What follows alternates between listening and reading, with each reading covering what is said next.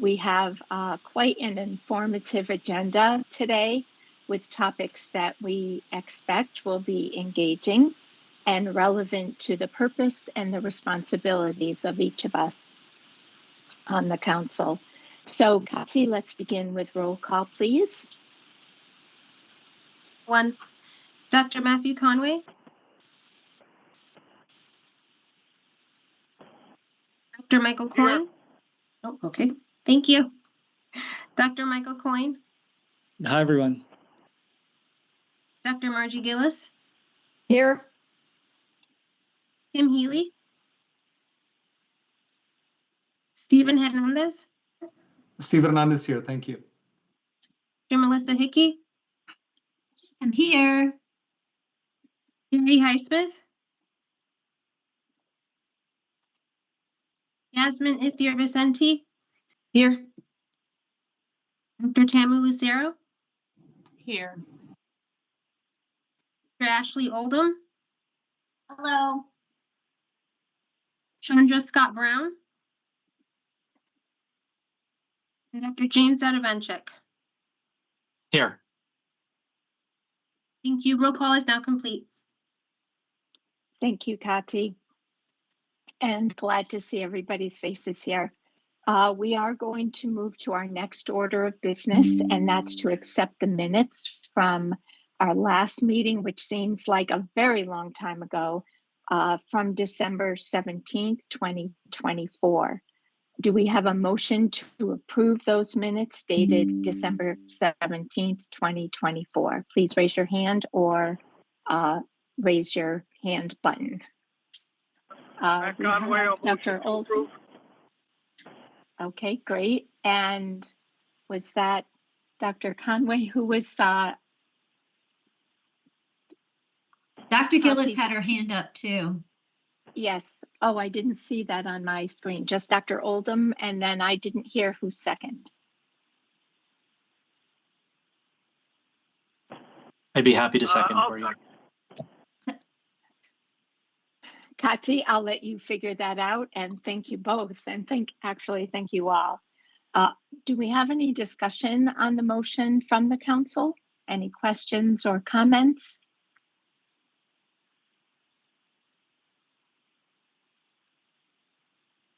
Hearing none, seeing none. All in favor of approving the minutes, please either raise your hand or a thumbs up, I see, or the raise hand button.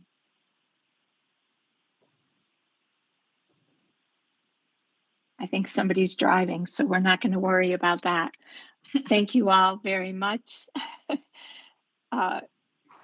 We have approved the motion and accepted the minutes. So thank you. So today is a little bit of a different meeting because it will be the first time that this council is going to be engaging with some presenters.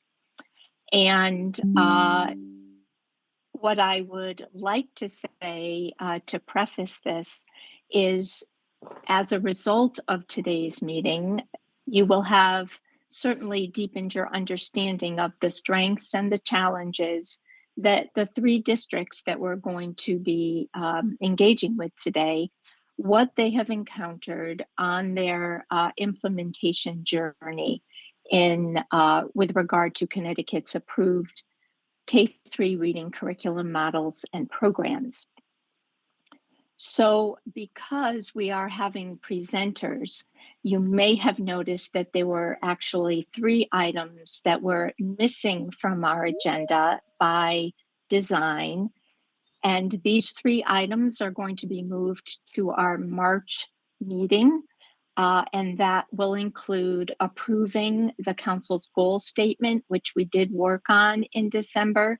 And Dr. Hickey and I have updated that goal statement to reflect the input from the council to ensure that we are looking at baseline data for student achievement. And so we will review that at our next meeting. We also are going to discuss and hopefully reach consensus, either yay or nay, on the speaker request form that was submitted by Kim Healy, and that was in consideration of Dr. Rachel Gabriel as a potential presenter to the council. And so we will send that speaker request form out to you again, just so that you have time to review it before our March meeting. And then, of course, if you recall, we had our breakout sessions with some very robust discussions about the way that we want to develop and expand the approved reading curriculum models and programs to grades 4 through 12. So we will be putting those on our March agenda. That's probably all that's going to be there. Thank you for the heart. And I'm sorry, Dr. Stoltz, just to clarify, not the programs, but the strategy. We would be expanding the strategy, correct? Yes, exactly.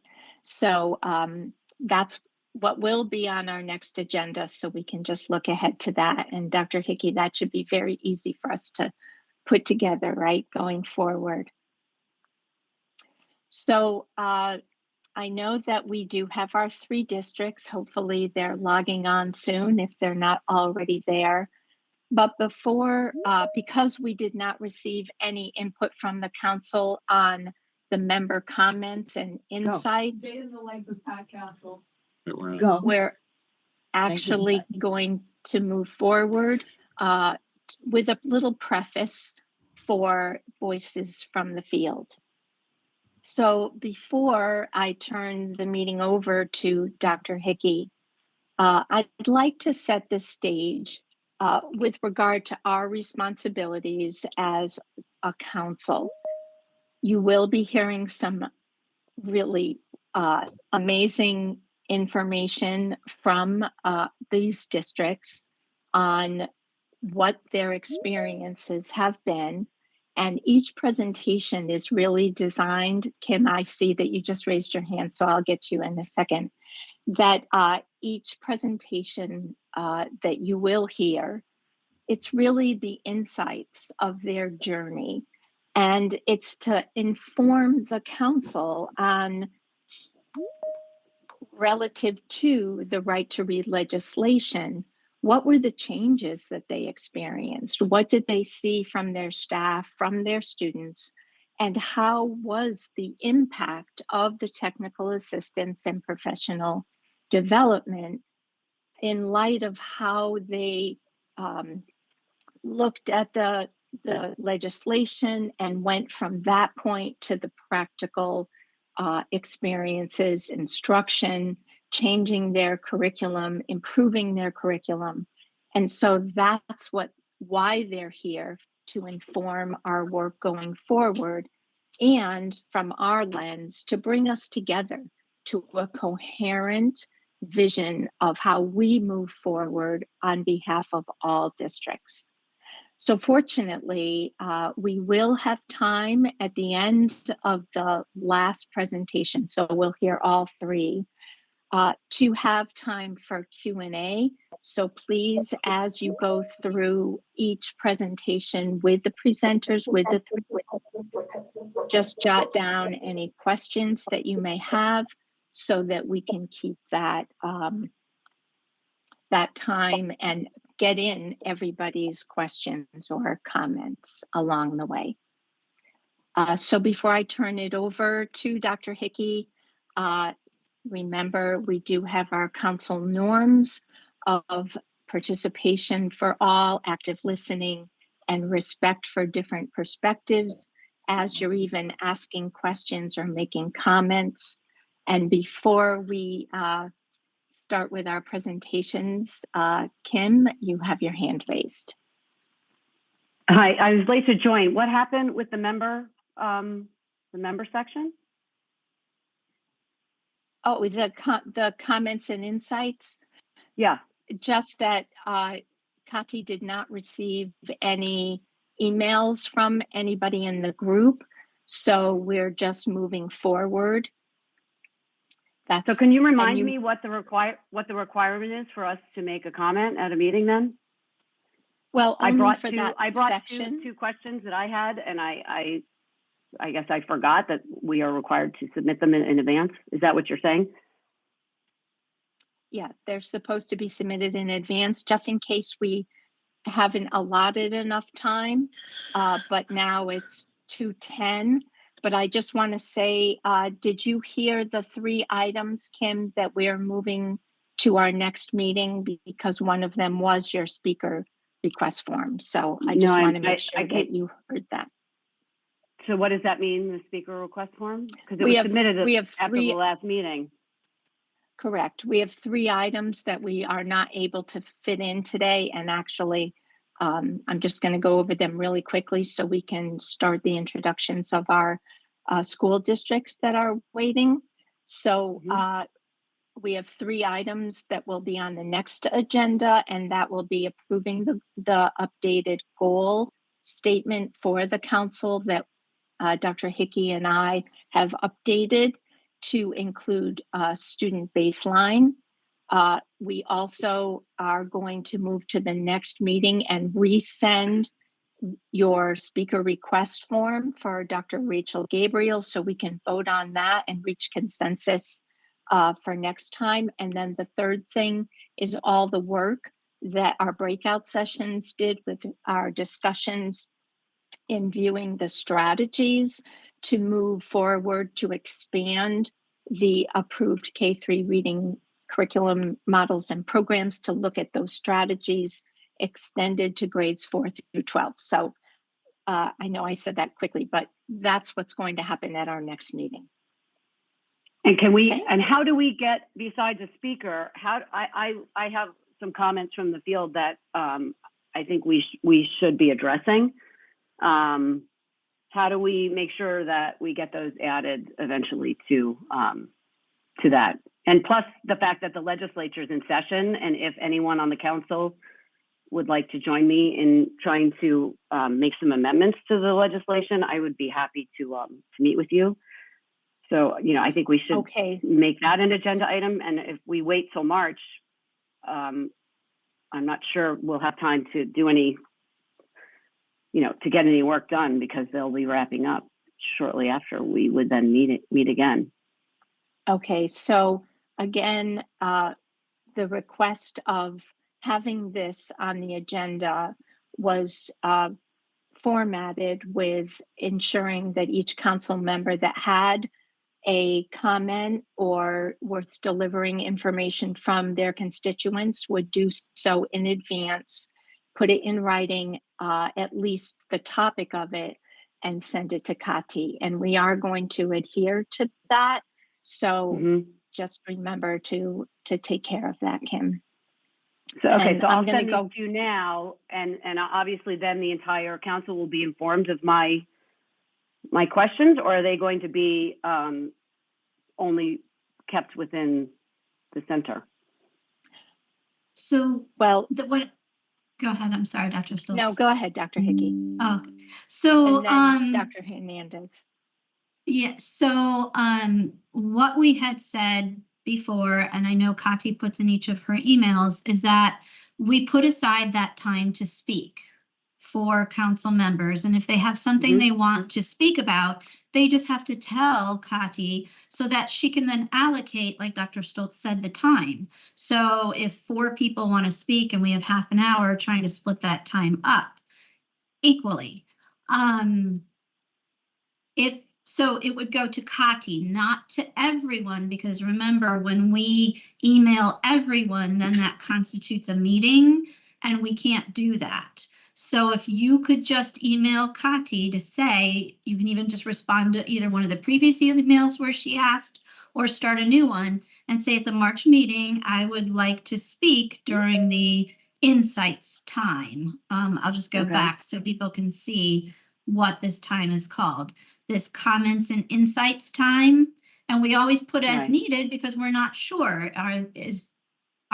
Is discussion needed? Do you all hear things you want to share or see things you want to share?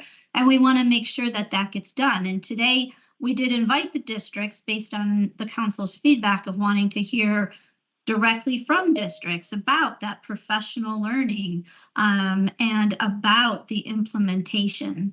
So So no, So there please is don't still- send it to we still have everybody. Mhm. Just So send if it nobody to else has Kati. anything to say, we still have 15 minutes. I could just read off my 2 comments, no? So Well- I'm going to, Dr. Hickey, I'm just thinking because are all 3 of our districts ready to go? Yeah, they are. Okay, so Mr. Hernandez, I know that you have raised your hand. Ms. Healy, I don't want to just cut you off, but let's just leave this for the very end if we have time for your comments, but I also want to adhere to our protocol. So let's just see how the rest of the meeting goes. Thank you. And Mr. Hernandez.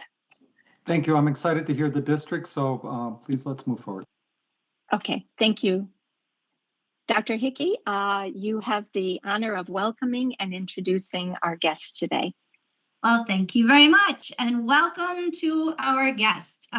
So Cheshire, Region 18 and Southington are here today to share. So I just wanted to give a thank you, a huge thank you to Dr. Solon, the Superintendent Cheshire, to Superintendent Naviser, who's the Superintendent of Region 18, and Superintendent Medancy, who is the Superintendent of Southington, for coming forward today with the staff to share about their implementation journey. Now, it is up to the district if they want to hit the share button and share their slides, or I could share for you if that's easier, whichever makes it more comfortable for you as you are presenting. But I'm wondering if we're going to go in alphabetical order. Before that, just so everyone knows, the council, we do have adopted norms, and it's all around that equitable participation, active listening, and respect for all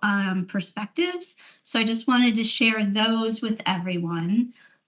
Also, I wanted just to give a thank you to the other districts. So today we're 3 districts who have not shared their journeys yet. I know as a council, we've talked about the website that we have all the webinars on for various other districts who have shared their journeys to date. This was that collaborative series to spotlight. I'm just going to let her in here. To spotlight different districts as they share so that districts can grow and learn. So for today, I'm going to go to our today. So today is our Voices from the Field, which is the district implementation journeys. And this is to assist the council members, myself and the council members, all of us, to deepen our understandings of the strengths and the challenges that have been experienced by the districts as they're implementing, and for us to be working collaboratively together to craft those next steps forward for districts to assist all in reaching that full implementation. Once again, you know, we're always trying to do things that are bringing districts together to share their journeys, to share their challenges, and to collaboratively be moving forward. So we so appreciate that these 3 have come forward to share. And I guess without further ado, I'll turn it over to Cheshire. Dr. Solon, do you want me to share or do you want me to stop sharing so you all can share? Yeah, if you don't mind that we can share our screen. All right, I'm going to stop then. And then would you introduce everyone who's here today from Cheshire? Sure. I just wanted to first start by thanking, are you getting an echo on you? Okay, we're okay now. I just wanted to thank you for inviting us here. It's a great opportunity to share our perspective, the work that we're doing, as well as hear from other districts around Connecticut. So thanks for the opportunity.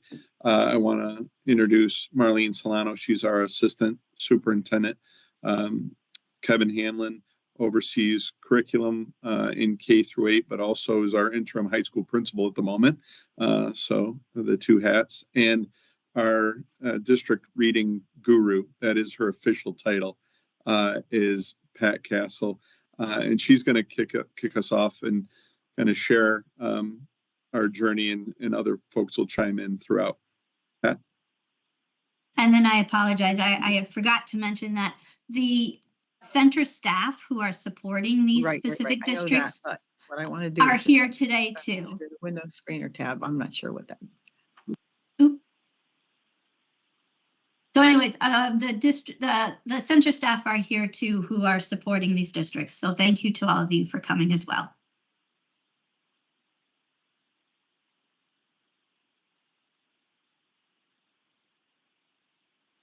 And I do think you're muted now for some reason. Can you unmute? I don't know if she can hear me.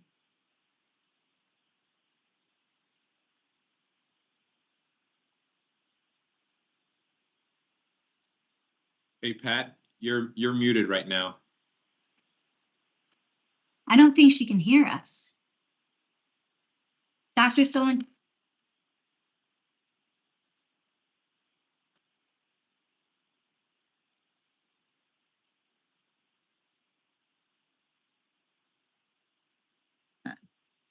Go ahead. You want? It's not on here.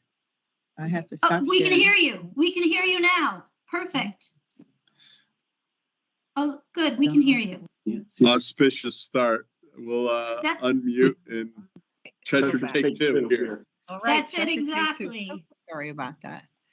All right. Okay. So I'm happy to talk about Cheshire's journey along the road to being in line with the science of reading, or as we called it prior to that, was being research-based instruction. We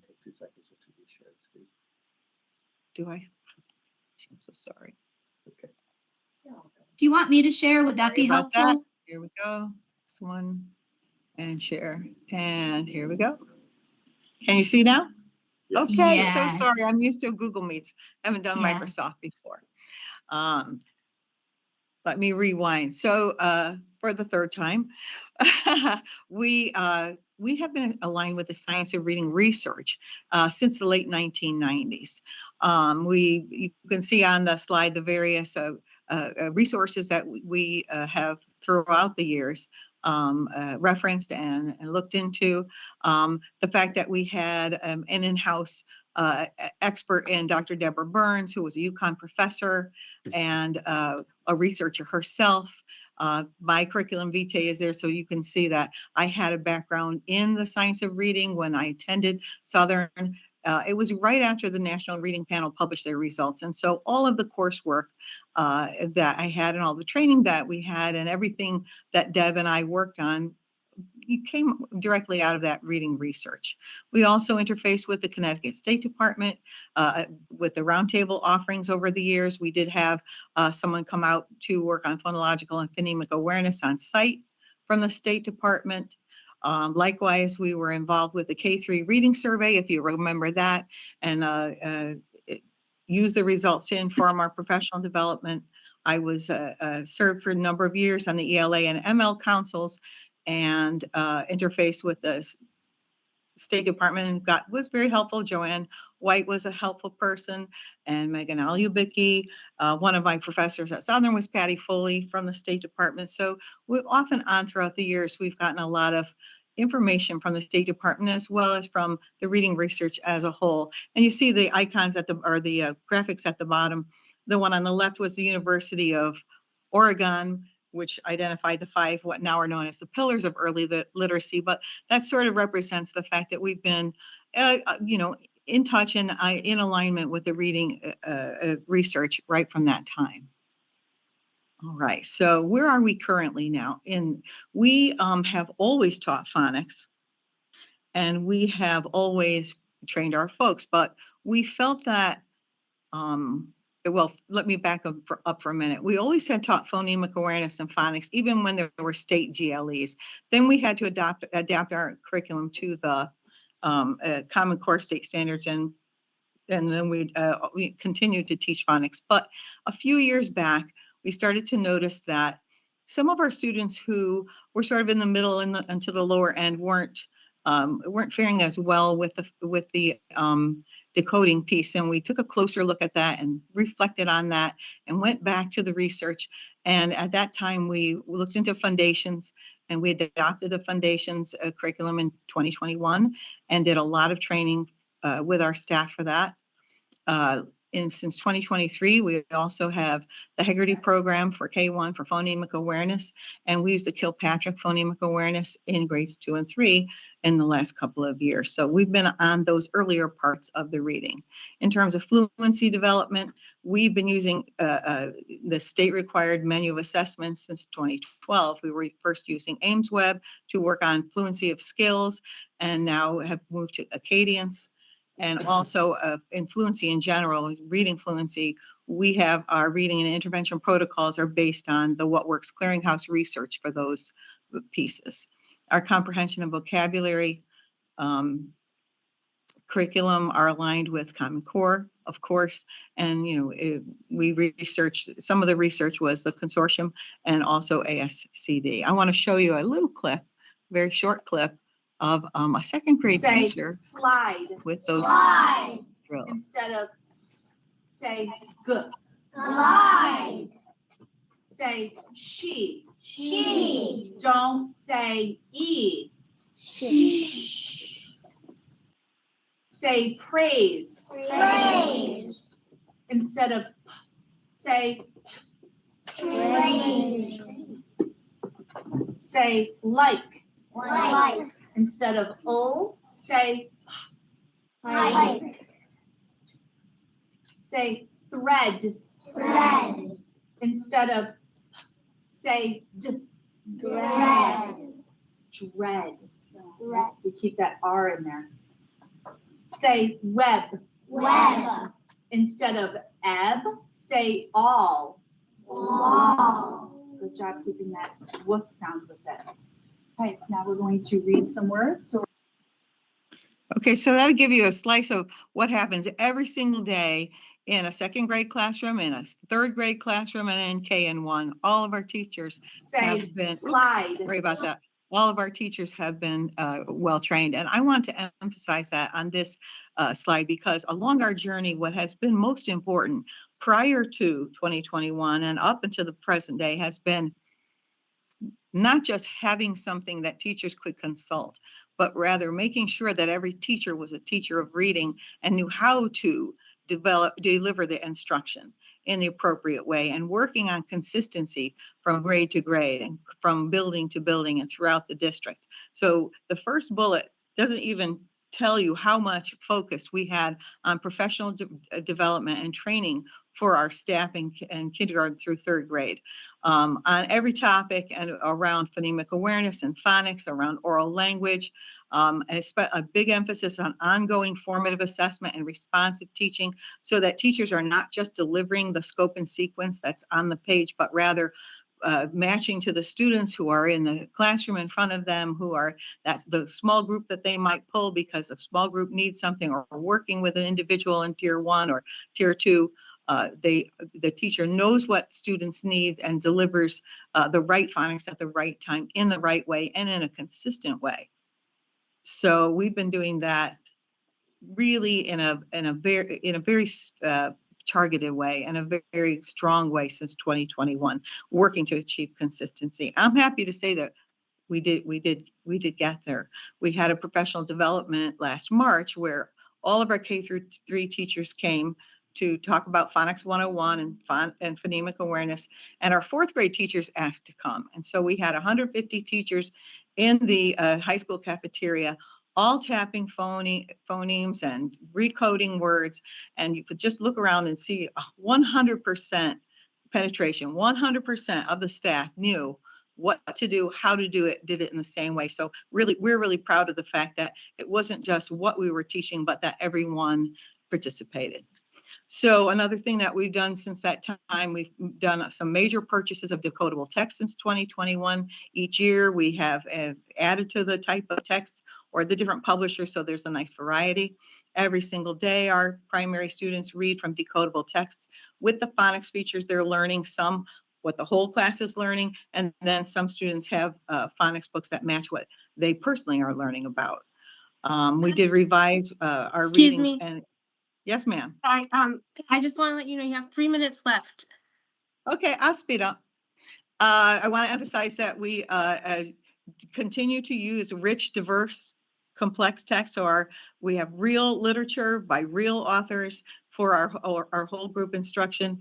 And we're currently conducting a self-study of our ML program because we know we need to revise the ELA program so that there's more support for them. Now I'll turn it over to Kevin.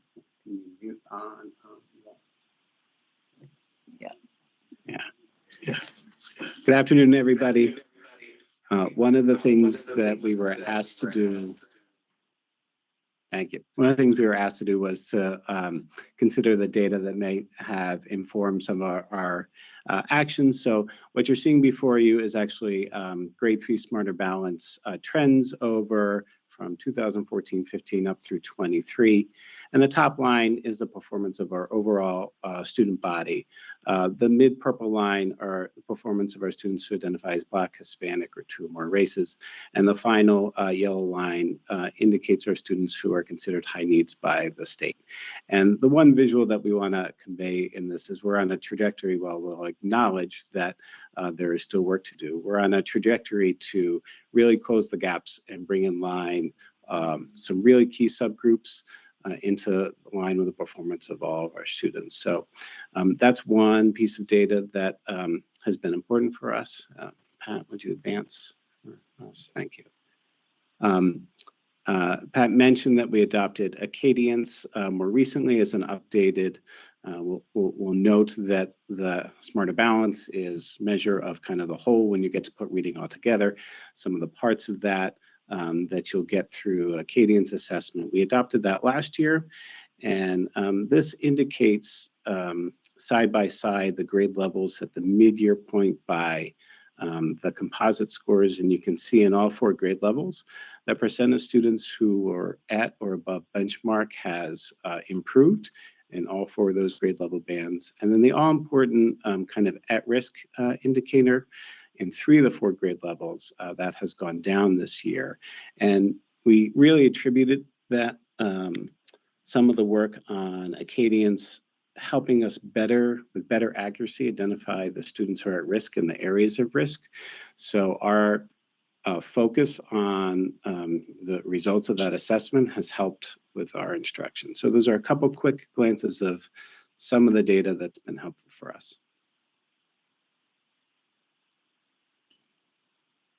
Okay, so just to finish up, our successes and challenges, the first one is we're very proud of that all of our teachers have been trained and they know how to deliver the science of reading. They know the pedagogy, they know the practices, they know how to adapt their practices.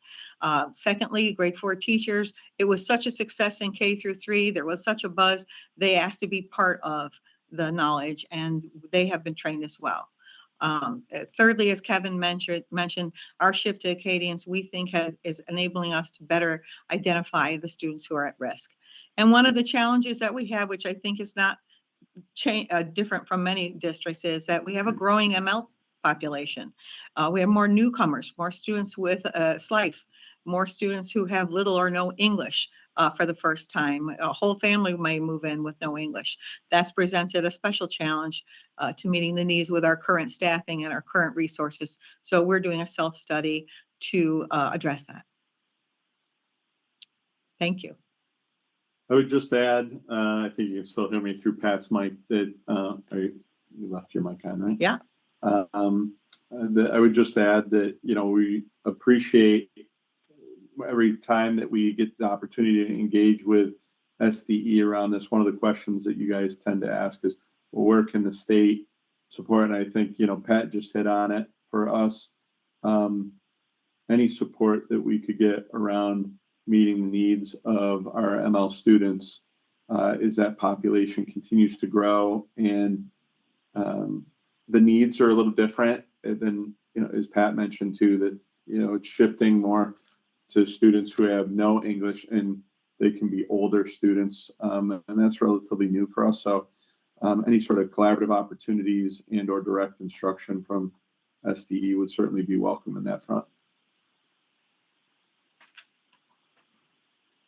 All right, thank you so much. Just so the council knows, we told the districts ahead of time about 10 minutes to present, and wow, you guys did it. Bam. So thank you. So I'm going to introduce the next. Sorry, turning speakers back on.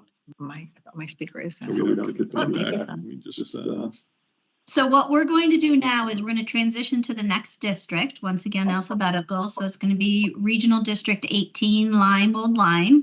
They'll introduce themselves. If you all could tell me if you want me to share the presentation or if you want to share, either way is fine, obviously. And then the last district will be Southington, and then we can all ask questions, clarifications. Districts can bring PowerPoints back up if you had questions about specific slides, etc. So Region 18.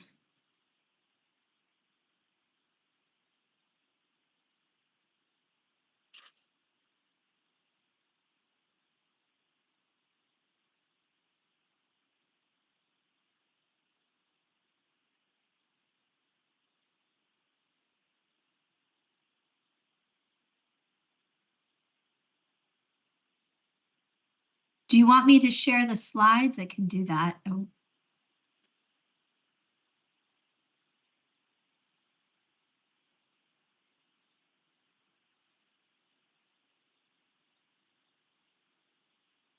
Ah.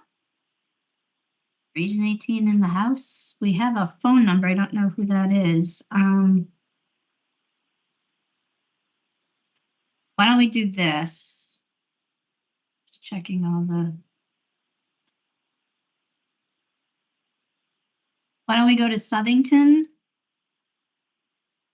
And I'll figure out what's going on here. All right. Southington. Melissa, yep, we're ready. Do you mind sharing our slides? Not at all. Hang on one second, please, and you don't need to watch me advance, do you?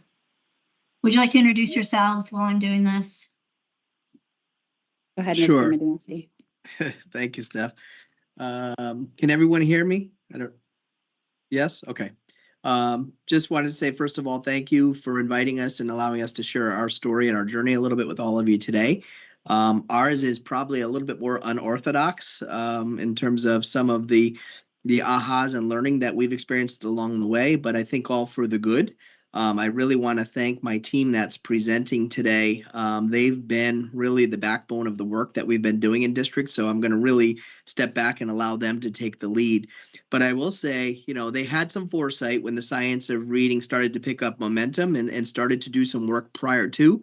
And then it was, you know, my only real contribution, being very honest with you, was creating conditions that allowed the work to advance. And so a lot of it was started with reaching out to Fran Rabinowitz and asking if Southington could be part of the Science of Reading Masterclass. I mean, I think that kicked off some group learning for us as a district leadership team that really was the catapult beyond. So from that point on, I want to allow, I have Stephanie Lawler, my district literacy coordinator, and I have two of our district reading coaches, literacy coaches, Jill Chapman and Carrie Ann McDougal. A super talented team, and I couldn't be more grateful for the work that they've done. Steph, it's all yours. Thank you, Steve. Let's see, you can advance. Thank you. I was just going to say, just tell me when to go. Okay. I'll say next when we're ready. Okay. So as a team, our professional learning about the science of reading really began organically. As podcasts and texts came out, we really began to dig into the learning about the science of reading and implications for our practices. At the same time, we were preparing to submit a waiver to the state. And although submitting the waiver was a really cumbersome task, in the end, the waiver served as a tool to help poke holes into our current practice at the time. We knew as we submitted the waiver that we needed to move in a different direction. And so from our own learning and going through the waiver process, we had a better idea of what the district needed in terms of literacy instruction. Next. So last year, we capitalized on the professional learning opportunities from the Connecticut State Department of Ed. We had a team of administrators, including the superintendent and assistant superintendent, as well as elementary principals, participate in the masterclass alongside us. The growth mindset that the superintendent and assistant superintendent brought to these sessions was powerful, as it sent a message to all stakeholders in the district that this work was important and it was a priority. We also partnered with the Hill for Literacy for guidance throughout the curriculum adoption process and continued our work on the DBI process with Devin Kearns and his team from UConn. Next. Based on everything that we were learning through our own professional development and opportunities provided to our team, we knew that we needed to make changes to our practice in order to be more aligned with the research. Our mantra became know better and do better. During the master class, Margie Gillis shared a message that really resonated with our team and fueled our desire to do better. She shared that 95% of students can learn to read if they receive high-quality instruction that's based on the science of reading. In that moment, we had a goal we were determined to reach. Next. At the same time, we could not wait to choose a program and needed to make some changes immediately. Through professional development with teachers, we changed our mindset first around assessments and the practices that we had in place. We discontinued the use of the F&P benchmark assessment system and instead added DIBELS M-Class as a universal screener. Those changes in our assessments fueled changes in our practice. Some of the shifts that we made included adding resources that align to the science of reading and the research that explain just how students learn to read. Materials such as decodables and blending lines help transform both our whole group and our small group instruction. We also changed the way we teach or taught high frequency words. We prioritized decoding and word solving, and we added a word study component for grades 3 to 5. Next. Each month, our literacy coaches and the ELA coordinator planned and facilitated professional learning for administrators. We leaned on resources from the master class, as well as podcasts and professional texts we were reading. This team met every month to learn about the science of reading, which included learning walks using the Look For guides from Literacy How. We allowed ourselves to be vulnerable, rethinking, reprioritizing, and letting go of less helpful practices to make space for evidence-based practices. Working collaboratively with a team of administrators, we rolled up our sleeves and we learned together. These learning experiences strengthened the partnership between literacy coaches and principals. It provided us with a common goal in which we can work collaboratively to improve outcomes for all students. Next. The partnership with the Hill for Literacy provided us with a process to review and adopt an ELA program. We formed a district literacy leadership team made up of teachers and administrators who were tasked with reviewing and evaluating programs using a comprehensive review tool and process.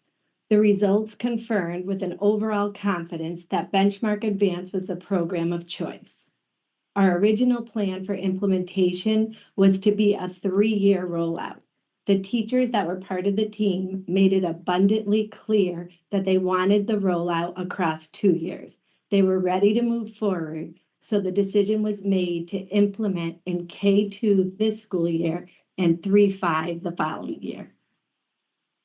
With continued guidance from the Hill for Literacy, we used a house analogy to frame our implementation plan. As you do when building a house, you begin with the foundation and the frame. We started our work last spring and summer by ordering materials, setting up professional development with Benchmark, working on master schedules, creating a pacing calendar, and prioritizing and aligning assessments. The coaching plan was to focus heavily on one component of the Benchmark program at a time. Coaches worked with the ELA coordinator to create a comprehensive professional learning plan that you can see on this slide. The plan was to ensure that coaches had the knowledge and understanding to support teachers with the implementation of the program. The plan included providing professional learning to teachers and administrators, as well as mapping out our coaching cycle plan for the year.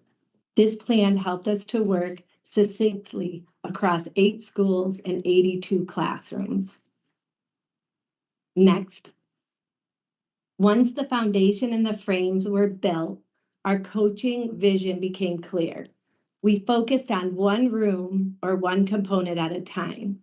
It was important to remember to give ourselves grace and be okay with the other rooms or components being a bit messy in the process. Within our coaching cycle, our work included common planning time with teams to unpack lessons and support in administering and analyzing new assessments. In classrooms, we worked alongside teachers to model, co-teach, jigsaw, and observe lessons with specific lens. Just like we asked teachers to be flexible, we showed flexibility in our coaching vision. For example, our original plan had writing as the last room in the year-long cycle, but we heard loud and clear from teachers that the writing component was most challenging. We revised our plan and moved writing up to earlier in this first year cycle.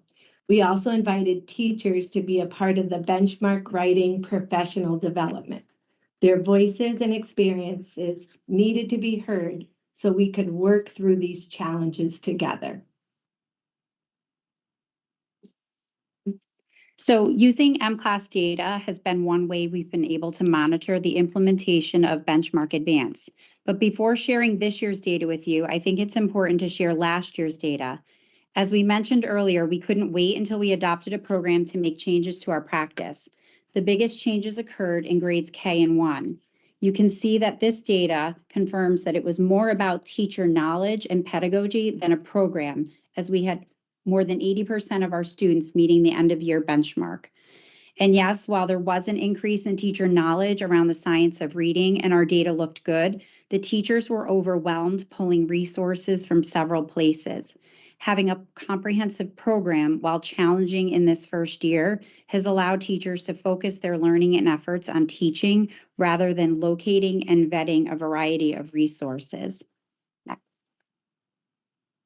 I just want to let you know you have 3 minutes left. Okay. Going into this year, we were told that districts often have an implementation dip in data as they implement a new program. We're happy to say that we did not see this.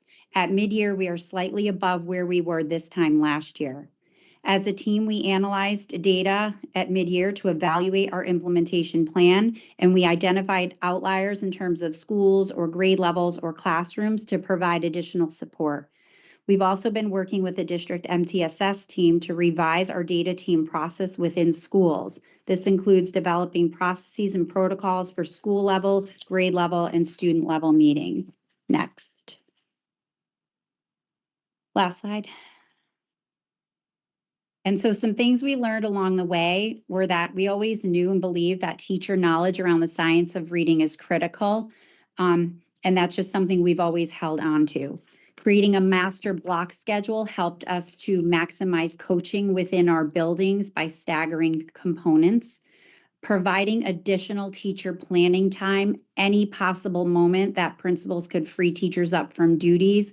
We also looked at our after-school professional developed learning times, and rather than pulling grade levels to travel and lose that time, we provided some supports so that teams could collaborate and unpack units in the building with their resources. Being open to adjusting pacing calendars of the units right from the beginning. We mapped out a vision for the year, but we only shared the first couple of months with teachers, and then we quickly realized we needed to make some adjustments for the rest of the year.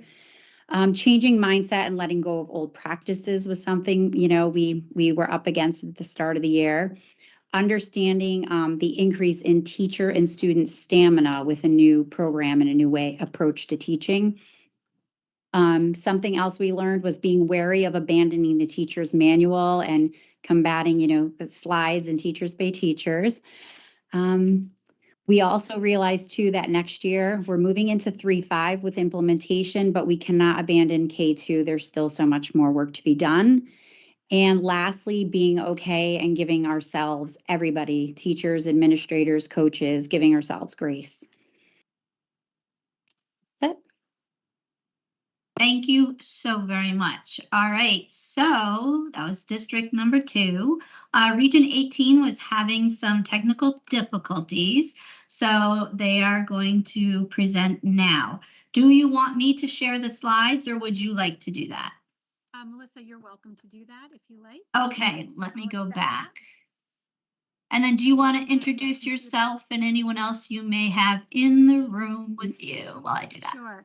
I was just saying, yeah, the one day that computers in our building started crashing was today. So my name is Michelle Dean. I'm the Director of Curriculum and Instruction. Region 18. I am by myself as of now. And thank you, Melissa. And if you are unfamiliar with our district, we are a small regional district on the shoreline, and we have a total of about 1,300 in all across our district, and that's pre-K 12. And I'm excited to be able to share with you our journey here. Melissa, do you have the screen shared? I do. Oops, I didn't know if I was muted. I do have it shared. You are kind of quiet. So for folks in the audience, I found that if I turn my volume up, then I can hear her better, because I don't know, Michelle, if you can make yourself any louder. So can you all? Yeah, on can Teams, you? I'm quieter, so I just have to get closer and talk louder. Okay. So here we go. All right. So I've kind of made the catchphrase from state mandate to momentum, because with full disclosure, initially our district was very resistant to the mandate. We consider ourselves a high achieving district. Our data generally looks good. However, you know, with that, it's easy for people to kind of be complacent and just settle. And so this was a very interesting process for our district. Melissa, you're welcome to advance to the next slide. So we went initially we went through the process with our ELA team where we reviewed the 5 or 6 released curriculums and decided that we were going to submit a waiver to the state. That waiver was denied, and at that point in time, there were new compendiums offered. And we've been a structured literacy district for, I think, beyond 2 decades, really leaning into the science of reading. And that was one of the cells that I had, was our lift wasn't about teaching teachers how to teach reading or shifting pedagogy in that area, but it was really around convincing others that this was good for kids, the shift was good for teachers, and that's really helped inform, you know, our next steps. So currently we are in a pilot. We're in a pilot K through 3. We have at least 1 teacher per grade level that has piloted 1 module of bookworms. That's where we settled because we were already implementing foundations. We had geodes to work with in small groups, and we were using Kilpatrick exercises, but we're actually slowly transitioning to Hegarty. So we thought that this would be a great place to start for us with bookworms. Similar to Stonington, when we got our feedback from our waiver submission, that really allowed us to take a deep dive and kind of have a reality check on some of the things that were maybe not missing, but really required very intentional planning on the teacher's part. I think, again, like Stonington said, there is this laborious need to pull resources. And with writing and grammar, while we were vertically and horizontally aligned using the writing revolution, which was also a selling point that Bookworms is based in the Hockman method of writing, which is writing revolution, our teachers were really taking a long time to intentionally plan. And if there was not enough support in a lower grade classroom, writing might not be taking place if there was an IA that was absent. And then it was taking place in some classrooms during our X block, where our students are pulled out for special education, for GATE, for band lessons. That's 5th grade, so it's not applicable. But there were some kids that were not getting exposed to writing at all. Regularly. And in terms of comprehension, we were having instructional reading groups during our centers, but our students were grouped with their small groups, and they weren't exposed to really dynamic and whole group discussion and comprehension questioning. So that was one thing that we recognized in the process. Also with vocabulary, while there's targeted vocabulary with foundations and geodes and other literature that we were supplementing, it was whole class and small group, but again, it was very intentionally planned by the teacher. And the same thing with reading groups, extensive planning to be able to support that. So we went into our pilot this fall. Like I said, at least one teacher per grade level, K through 3. We had asynchronous training and then a few hours of live training with a consultant to support them.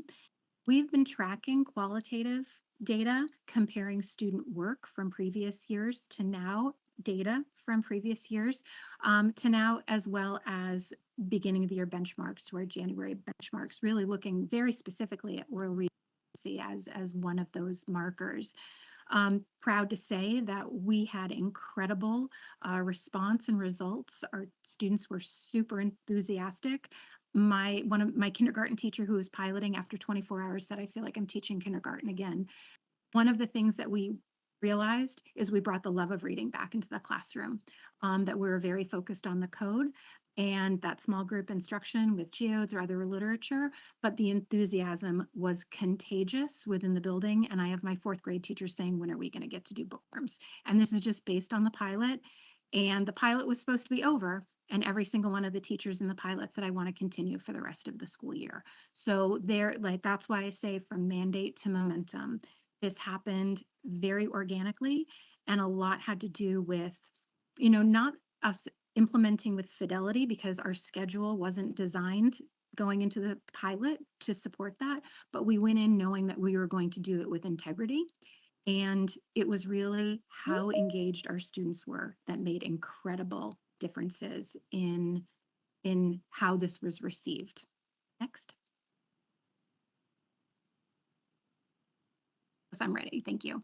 So looking at the same context in terms of the shifts that we've observed in the short amount of time with our pilot, with writing and grammar, we have established routines within the classroom. My 2nd grade teacher who piloted always said her students couldn't be independent in writing. They always needed somebody there to support them.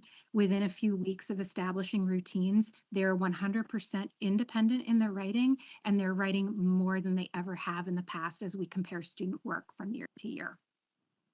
In addition to being able to use the grammar rules, our youngest students are talking about subject and predicate on a regular basis, and pretty amazed by them identifying that, organically without being asked about that now. In terms of comprehension, this is where we've seen such buy-in. Every student gets to feel like a reader and be a reader, regardless of where their reading level is. Within that ELA block, all of our students are benefiting from hearing from all students. And what I've observed when I've been in classrooms is students may be reluctant on day 1 or day 2 to be able to answer a question, but they may pull from other students. They may then be back in the text and have the confidence to be able to contribute. So that was something that was absolutely amazing. And that also was observed in shared reading, where I saw not only amazing stamina, but students very interested, even if they got off track, to be pulled back into either finger reading or reading out loud. It's been truly remarkable. With the shared reading block, just specifically, our teachers were not convinced that they were going to be able to hold the students' attention with the same book, the ELA block with the same book, going back to it day after day. And the kids come back every day with the same level of enthusiasm because they have different entry points and opportunities to learn vocabulary and share what they know and the insights they have. In terms of vocabulary, we're seeing our students independently practice contextually, but also out of context, making connections. For example, our 1st grade teacher, a vocabulary word might have been introduced about, having a I can't remember the word now, of course, I'm blanking on it, but finding that students throughout the week are saying, oh, there have this student or this character, and making connections in between the ELA and the shared reading texts. And our reading groups, of course, we are using, our resources, but we're getting much better, I think, at using our objectives to target the code and including the components of bookworms in the shared reading centers and writing centers. And again, that lift is supported by bookworms. And there's also flexibility as to what students are doing in those. And we are looking at creating science centers around some of the reading, or social studies centers, the writing center. So we're finding that that's very adaptable for us within our schedule. And again, going in with integrity and then moving closer to fidelity, of course. Unless I'm ready. So, yep, you have about 2 minutes. So okay, I'm a talker. I apologize. So the feedback that I was able to share with our Board of Education and ultimately get approval for the purchase and implementation of bookworms K through 3 across all those grades next year was demonstrating the improved student engagement within the activities throughout the ELA reading block.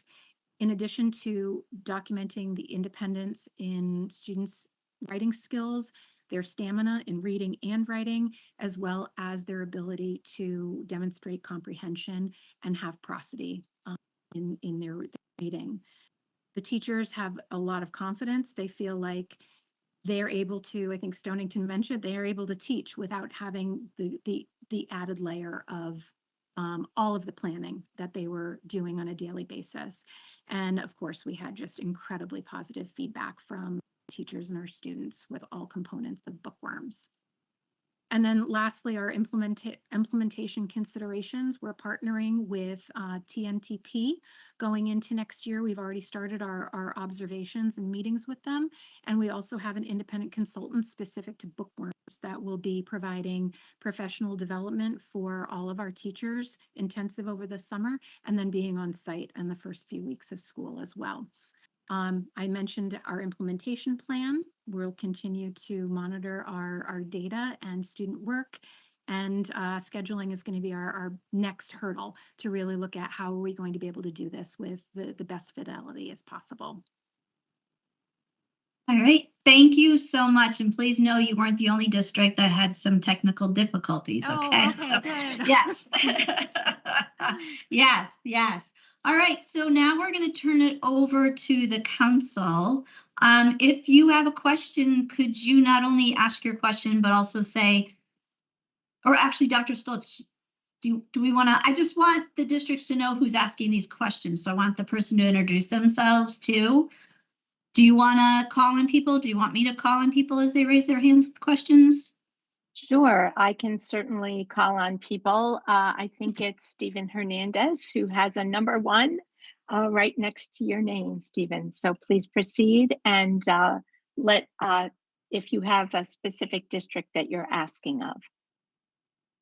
Thank you so much. And really my question is to all 3 of the districts. But first of all, you've gone through a lot to implement, and you've done a lot to implement. And I love the story of, at first this seemed like a daunting task, but we took it on and we branded it in a way that was ours, and we did it.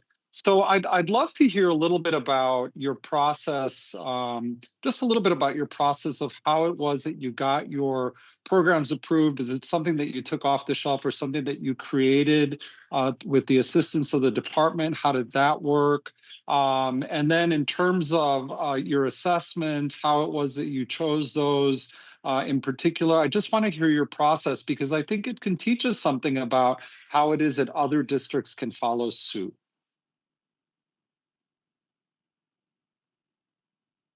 I can speak a little bit for Southington on that front. Is there any chance we can stop sharing just so I can see the people that we're speaking to?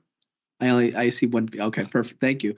I think at Southington, it was a combination. First is taking advantage of the state resources that were offered.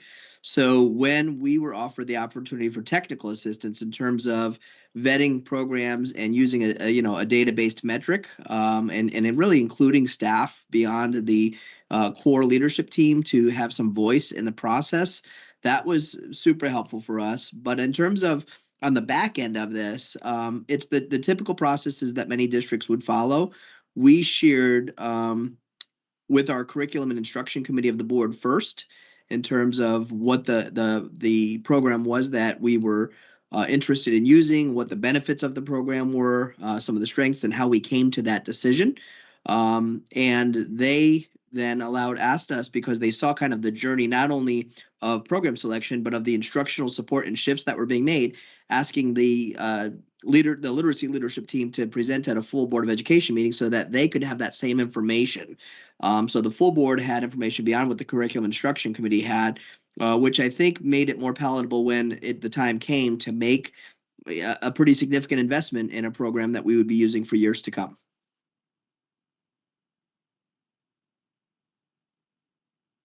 I think for us, we really focused on our Acadian side of things and the data that we were pulling from that to fuel professional development.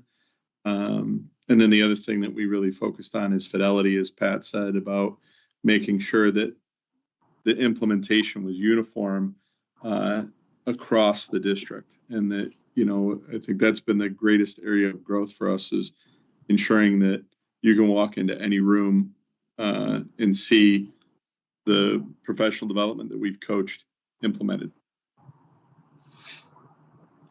For Region 18, and similar to Stonington, having the support and the presence of our pilot teachers at our Board of Education meeting was incredibly powerful, because it was very clear to me that the board wanted to hear from the teachers. They didn't want to hear from me. They didn't want to hear from the ELA committee.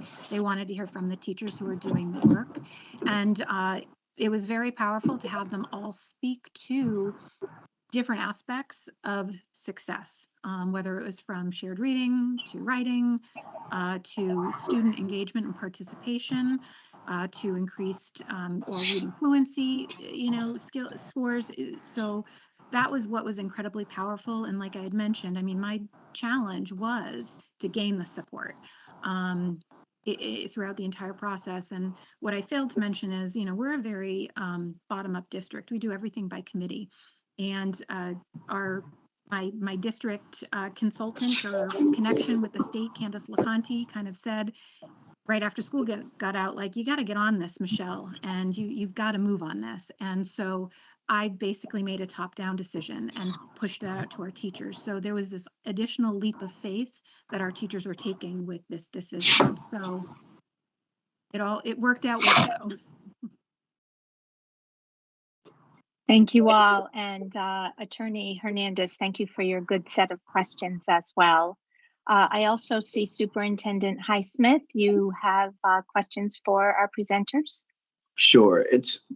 Thank you for the opportunity to ask this question, but I do want to preface it with a statement, and this is for Cheshire in particular, because of the data point that I saw, and seeing that you're closing the gap between high need students and the rest of the student population is extremely impressive, because it's one of our greatest challenges and one of the things we haven't been able to sort of get traction on. So I want to acknowledge that first and congratulate you on the great work. The question I have regards ML students. You identified that as a challenge in your district, as it is for many of us. So where do you think it's going in terms of your work with ML students?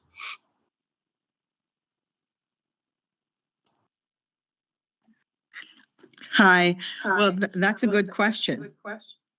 Because our goal is to study this as we do with everything, studying the data, studying getting the input from the teachers, studying the children. And our goal is, of course, to change the trajectory of that line so that it intersects on grade level. And we're very aware of, I have my TESOL certification, so I'm very aware, and we're all very aware that the great diversity in students who are second language learners, right? So the person who has 2 or 3 languages, the person who has folks at home either speaking English, not speaking English, how long you're in the country, all of those, so many variables, and how to keep track of all those variables, and then how to plan the right instruction for individuals. It makes us know that we have to look at the whole system of our MLs. We're 3 times as many MLs as we used to have. So we have to look at staffing. We have to look at who's doing what. We have to look at a person such as myself that moves from place to place, and who can I reasonably work with, or what kind of materials do we need now for a new kind of population who needs to learn how to speak English at all. So we're in a learning mode. Superintendent Highsmith and everyone else, we're in a learning mode, and we have some great ideas, and we're on it with the folks that we have, but we are studying our students, and additionally we have twofold goal for our students, not only to be able to speak English, but also to be able to perform on par academically. So we're looking at what sorts of materials and resources we have, what sort of instruction we can have to support the students, to give them work that looks and sounds like other students in the class, to adapt the work so that they're actually doing work that is academic. For example, if maybe they can't write a whole paragraph just yet in 5th grade, could they talk about something, a topic in science with their peers, and then write a series of bullets? In some way, how can they represent what they do know? Because we know they have funds of knowledge and just can't express it yet. So I don't know if I answered your question, but we have kind of a little bit more questions than answers just yet. But we have places to look that we know that we need to look, and we are studying. Yeah, I appreciate But that. very open to support. That's for sure. And Dr. Hickey, if I could just say, if there's any area where I think I speak for any number of districts in the state of Connecticut where we could use some technical support, it would be how we move ML students. So this might be an opportunity for us to approach it as we approach the science of reading, specifically for some in areas concerning ML students. But thank you for that. I appreciate it. Thank you for your good question, Superintendent Highsmith. And I know I saw Dr. Gillis with a hand raised. So Dr. Gillis. Thank you very much, Dr. Stoltz. And Dr. Highsmith, thank you for asking your question, because I'm sort of going to build on that one in terms of thinking about another subgroup of students that don't necessarily have the data that we want them to have, and their teachers don't get the support that I believe they need. And those are students that are identified as special education, requiring special education services.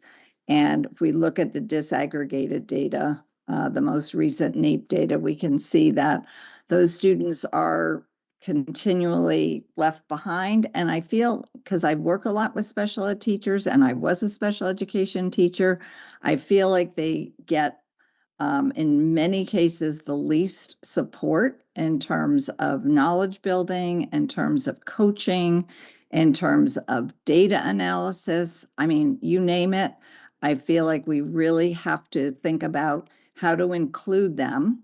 And obviously, they need to be up to speed on whatever core reading program has been selected and implemented. But the multi-tier systems of support must include them in substantive ways. And so I guess my question to any of the districts that presented this afternoon, what have you done that you feel has been helpful in that regard? And how might you inspire other districts to follow your lead?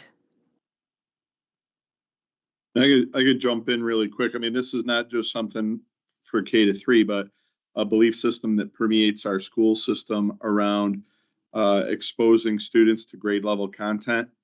Certainly there's the old mindset of pull out support and intervention. And I think really post COVID, we've emphasized, and I forget the person who said it, she came in and did a paraeducator evaluation with our school system, but kids don't learn how to swim by taking them out of the pool. And, so for us, we have been very much focused on making sure our kids remain in the pool. And maybe some kids have swimmies, some kids have kickboards, but they're all in the pool. And I think that's been most critical for our closing the gaps around special education achievement. For Region 18 and our pilot with bookworms with the intervention block, we are looking at piloting this spring a push-in model for our SRBI or our multi-tiered systems of support, as well as our special education, because those have been traditionally tier 2, tier 3 special education pull-out times. So we want everybody to be included in that class and environment and stay, like was a great analogy, stay in the pool. Thank Yeah, you both. Similar to what you just said, Michelle, too. We've been really pushing on our schools. We want all students. I'm like, don't take them out of any component of literacy or numeracy, because all students need access to that grade level text. And one of the things that drew us to Benchmark, going back to our ML population, is that they do have this multilingual glossary. And then to support, they have an IELD, which identifies the most linguistically challenging part of the lesson, and it provides teachers with scaffolds. So we've been working with teachers on how to use those supports. I would say that 3 years ago, we started working with Devin Kearns and UConn, and that was a really nice partnership between literacy and the special education departments, bringing the teachers, the literacy specialists, the special education teachers together with myself and the coordinators to really take a look at, like, how are we looking at the data of all of our students and how are we moving all students? So that has been something that we've got at the forefront of our conversations in buildings when we're looking at data. And we've also really started talking about what do those pull-out supports look like? Are we doing too much pull-out? And so who needs to be pulled out and when? And how do we really support students with those access points, those on-ramps to access that grade level? Thank you for that too. And obviously the analysis of the data is the first step, but I think the next important step is what are we going to do to provide the supports for those students to close the gaps that are pretty sizable. Yep.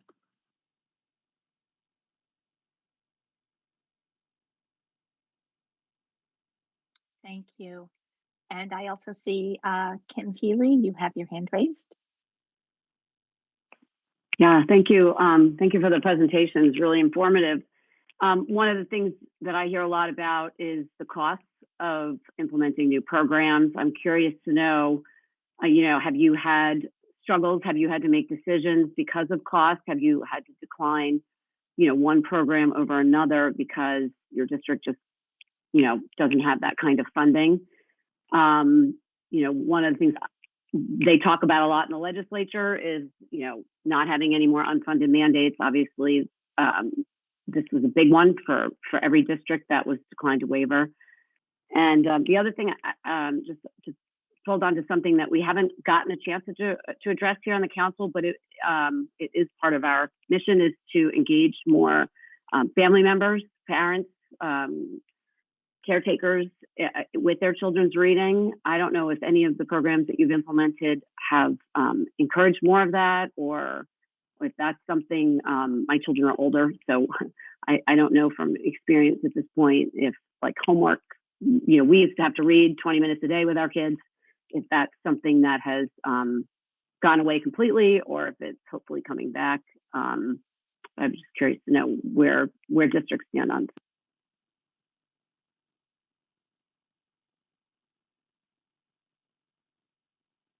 I'm happy to start. Not going to lie, part of the reason why we looked at bookworms was because it was going to be more economical for us in terms of being able to afford and for me to get support for.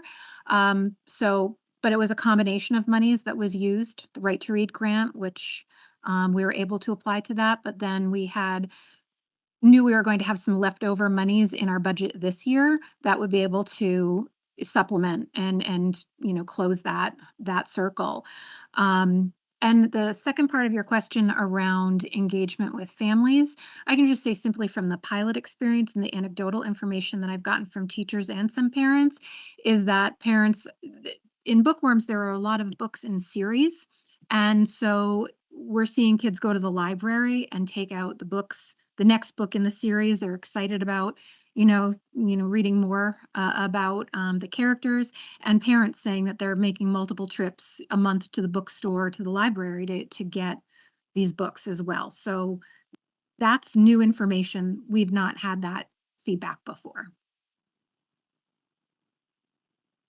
I could speak a little bit for Southington and then have my team, finish off if there's anything else they want to speak to. But I would say, similar to what I said at the outset, my job is to create conditions that allow the work to proceed. And so, just as I had reached out to Fran and said, can we become part of the Science of Reading Masterclass? I had said to my literacy leadership team that's here today, your job's to find the best program. My job's to figure out how to pay for it. And so I worked with our board, between the grant funds that we had remaining for our PESR, non-lapsing account funds that we had, and our operating budget to try and call together what we would need in order to invest in Benchmark Advance. And in terms of programs, I'm glad you asked that question. I've been kind of lobbying quite a bit this session around our continuum of services in Southington and the threshold for excess cost. And I'm not even going to go down that rabbit hole in this meeting.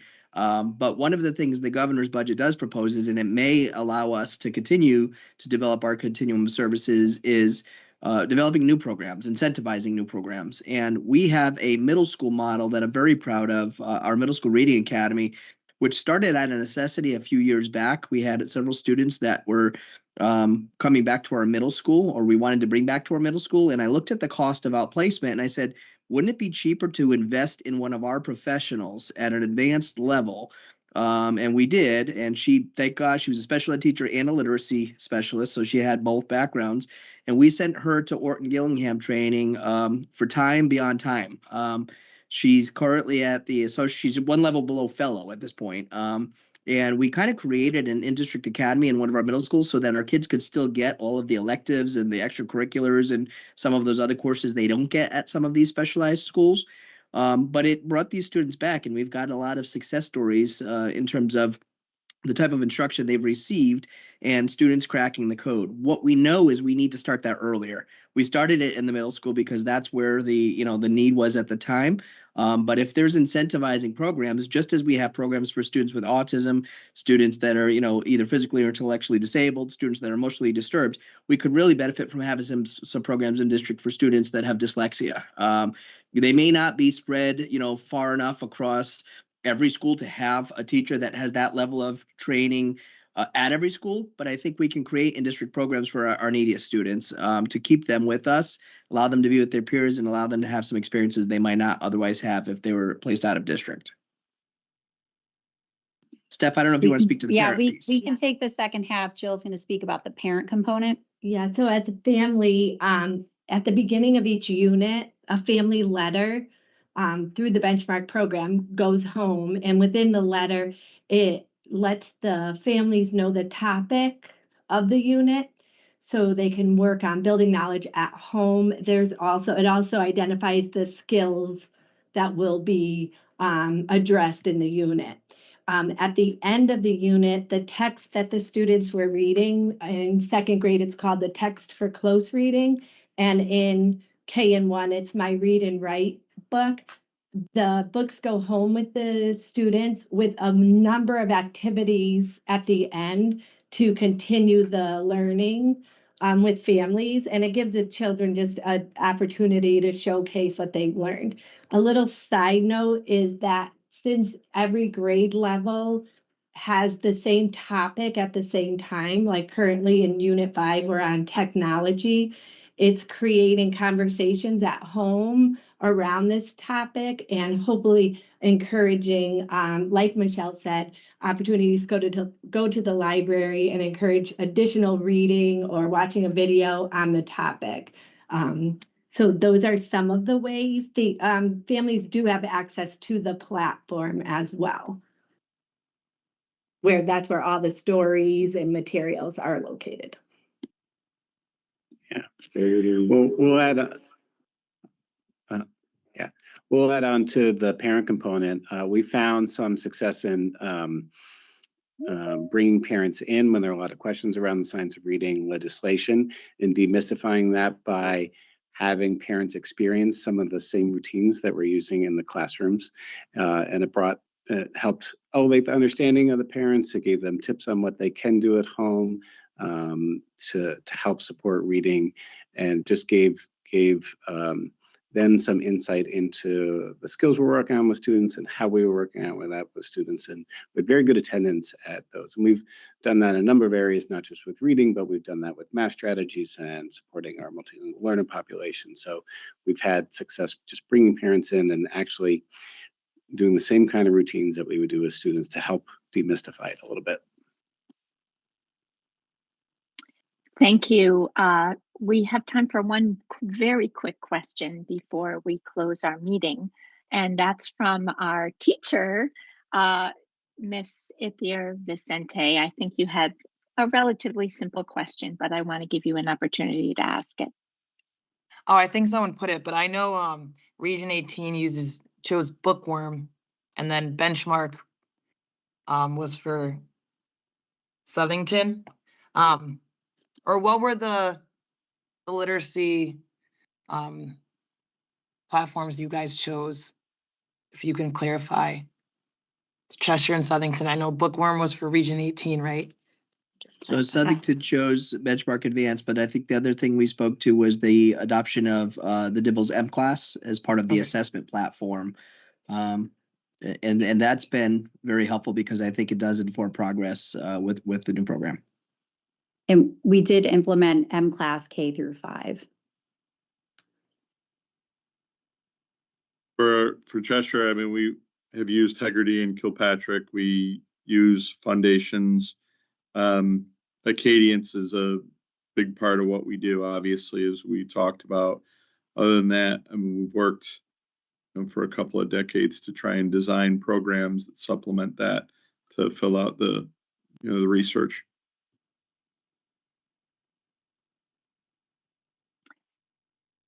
Thank you, everyone. We really appreciate the robust content of the presentations from all 3 districts, sharing your experiences, your implementation journey with fidelity and with sincerity really helps the council to understand what it's like in schools to experience the effects of the legislation. So we do wish you well, and we have probably 3 more minutes of our reading leadership meeting. So if the council members could just stay on for the rest of the time, that would be great. But thank you all so much. We appreciate you. Thank you and all so you much do for students. Thank you, Cheshire, Southington, Region 18. We so appreciate you coming and sharing. Thank you.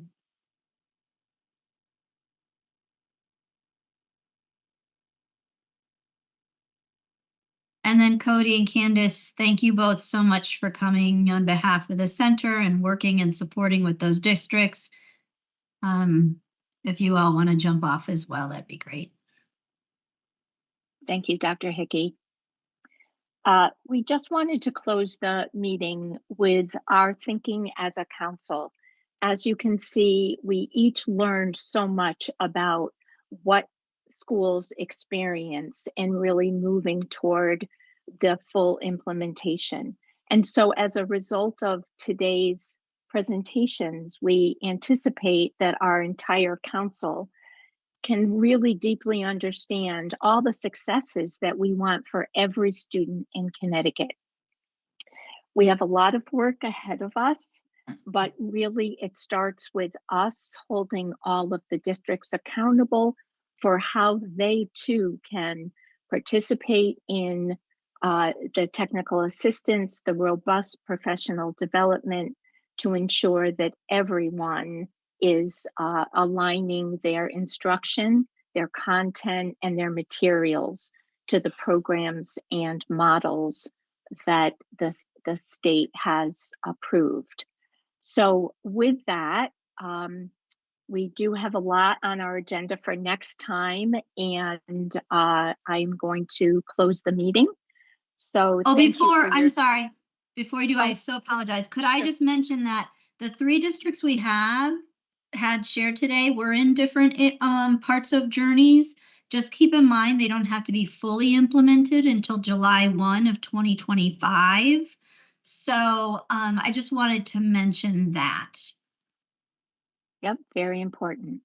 It's Mhm. around the corner. It is around the corner. And it was nice to hear too, a lot of the professional learning opportunities we've offered have really assisted in moving the districts forward. It was nice. I appreciated that. So on behalf of the center and the state, and so thankful to the Black and Puerto Rican Caucus for providing funds to assist.